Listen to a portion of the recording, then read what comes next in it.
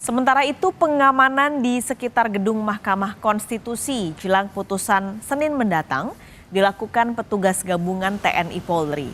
Penjagaan di sekitar Patung Kuda, Jalan Medan Merdeka Barat, Jakarta Pusat diperketat. Lebih dari 3.000 personil gabungan TNI Polri diterjunkan dalam pengamanan di hari Senin 22 April mendatang. Informasi terkini akan kita langsung tanyakan pada jurnalis Kompas TV Putri Oktaviani di Gedung Mahkamah Konstitusi Jakarta. Okta, jam berapa rencana pemanggilan pihak-pihak terkait sengketa Pilpres yang akan dilakukan hari ini? Ya, selamat siang Paskas dan juga saudara. Jadi kalau untuk upaya pemanggilan ini sebetulnya adalah yang disampaikan oleh Mahkamah Konstitusi ini yang sudah dikonfirmasi oleh pihak MK sendiri adalah undangan kepada para pihak terkait untuk menghadiri pembacaan putusan yang nanti rencananya akan digelar pada 22 April 2024.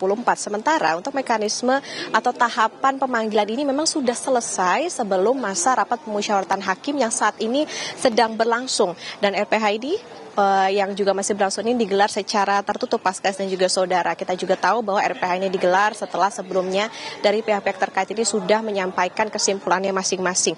Jadi dari tanggal 16 kemarin, 16 April sampai dengan tanggal 21, ini jadwalnya adalah RPH atau rapat pemusyawaratan hakim nantinya akan menjadi atau dibawa menjadi putusan pada 22 April yang rencananya akan dibacakan pukul 10 waktu Indonesia Barat. Kita tahu Paskas dan juga saudara masing-masing pihak sudah menyampaikan kesimpulan seperti misalnya tim hukum Amin kemarin juga sudah menyampaikan kesimpulan maupun juga beserta 35 bukti tambahan terkait dengan adanya dugaan pelanggaran terhadap persyaratan calon presiden dan wakil presiden, kemudian dugaan penyalahgunaan bansos, netralitas kepala daerah mengenai IT dan lain-lain. Pun demikian juga tim hukum dari Ganjar Mahfud sudah memberikan kesimpulan beserta dengan 5 kategori pelanggaran yang dinilai prinsipil bisa disimak oleh MK seperti soal etika, dugaan nepotisme dan lain-lain. Juga dari kubu Prabowo Gibran ini meyakini bahwa baik dari tim hukum Amin maupun juga Ganjar Mahfud ini nantinya tidak bisa membuktikan apa yang didalilkan dalam posita sehingga berkeyakinan MK akan menolak. Demikian juga dengan KPU yang sudah memberikan kesimpulan bahwa keberatan begitu dengan apa yang disampaikan atau didalilkan dari tim hukum Amin maupun juga tim hukum Ganjar Mahfud. Jadi Paskalis, yang dimaksud dengan pemanggilan ini adalah undangan untuk menghadiri di hari Senin nanti. Paskalis. Oke, ini untuk hari Senin, berarti hari ini adalah undangan resminya untuk yang mengikuti persidangan nanti. Tapi ini ada hal yang menarik juga ketika Presiden terpilih Prabowo Subianto meminta para pendukungnya tidak menggelar aksi damai di Gedung Mahkamah Konstitusi ataupun di tempat-tempat lain. Nah, adakah memang informasi, Okta, apa yang sebenarnya akan mereka serukan dalam aksi yang sebenarnya direncanakan sebelumnya? Iya, benar sekali Paskalis bahwa memang Presiden terpilih pemilu 2024 Prabowo Subianto ini sebelumnya sudah menyuarakan pendukungnya untuk tidak menggelar aksi ini demi menjaga persatuan, kemudian kesejukan dan juga demokrasi.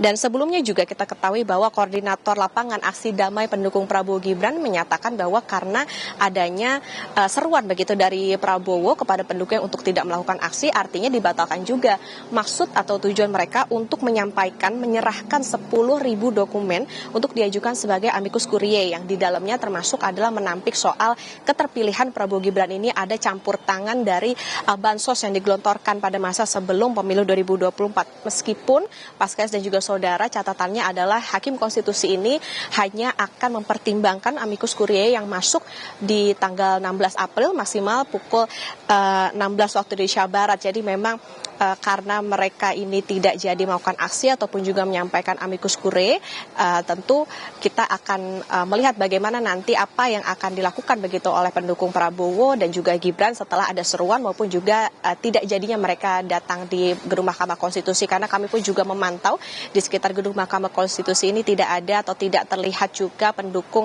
ataupun yang memakai atribut misalnya untuk menunjukkan bahwa mereka adalah pendukung dari Prabowo Gibran yang sebelumnya juga sempat diserukan atau sebelumnya juga sempat dikatakan akan melakukan aksi di sekitar gedung MK. Paskalis. Oke, ini bicara soal amicus curiae tadi, Okta. Bagaimana dengan kelanjutannya? Terutama yang banyak disorot adalah yang diajukan oleh Ketua Umum PDI Perjuangan Megawati Soekarno Putri.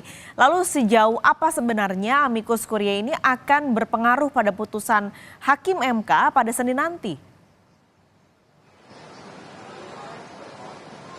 Ya, Paskalis terkait dengan amicus curiae yang diajukan oleh Ketum PD Perjuangan Megawati Soekarno Putri, ini memang disebut menjadi atau masuk menjadi salah satu yang dipertimbangkan atau disimak oleh Hakim Mahkamah Konstitusi. Seberapa berpengaruh ini dijelaskan oleh juru bicara MK, yaitu Fajar Laksono, bahwa ini memang tidak bisa diukur seberapa jauh, seberapa besar pengaruhnya, tetapi ini kembali lagi kepada keyakinan hakim atas apa yang menjadi poin-poin yang disampaikan oleh amicus curiae dari yang diterima oleh Mahkamah Konstitusi. Jadi dikembalikan lagi kepada hakim apakah ingin mempertimbangkan ataupun juga mengikuti atau seperti apa.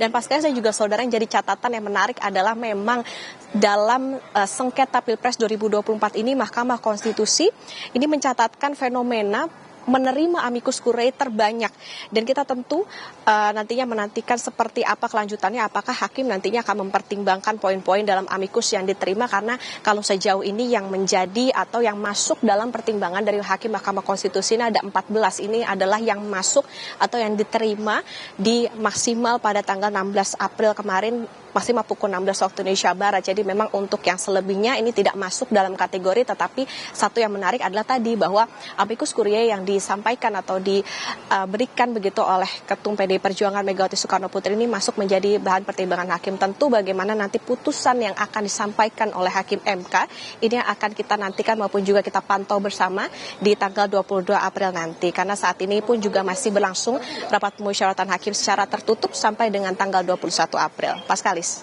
Terima kasih jurnalis Kompas TV Putri Oktaviani melaporkan langsung dari Gedung Mahkamah Konstitusi Jakarta.